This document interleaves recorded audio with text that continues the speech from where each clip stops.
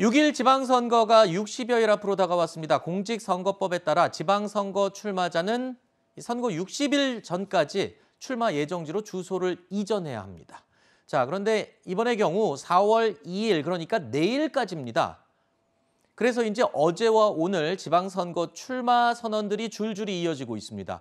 서울시장 차출설이 나왔던 송영길 전 대표는 오늘 서울 아들 집으로 주소를 이전할 것으로 알려지고 있고요. 어제 송 전 대표의 모습을 저희가 영상으로 먼저 보여드리겠습니다.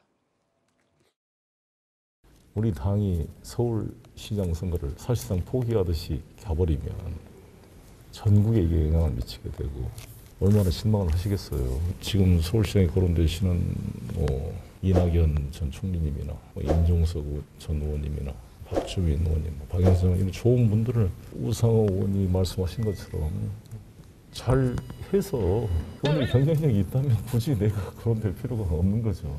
일각에서 저한테 강력히 요청을 많이 하니까 또 일부 의원들, 청년 당원들, 또 우리 정성 의원까지 막 사줘와서 말씀 그런 걸 고민하고 있습니다. 들으신 것처럼 송영길 전 대표, 이낙연 전 의원, 임종석 전 실장 등 서울시장 후보로 거론되는 인물들이 경쟁력이 있다면 굳이 내가 거론될 필요가 없다, 이런 말을 했습니다.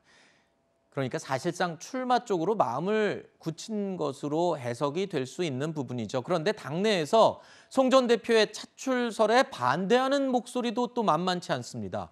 서울의 지역구를 둔 의원들 20여 명이 어제 의총 직후 별도 모임을 열었는데요. 송영길 차출론에 반대 의견을 내기로 의견을 모았다고 합니다. 자, 사실상 친 이재명계에서는 송 전 대표의 서울시장 출마를 밀고 있고요. 송 전 대표도 오늘 SNS를 통해서 출마 관련 입장을 밝힌다는 방침이었는데 당 내에 반대 목소리가 만만치 않은가 봐요, 진짜. 네.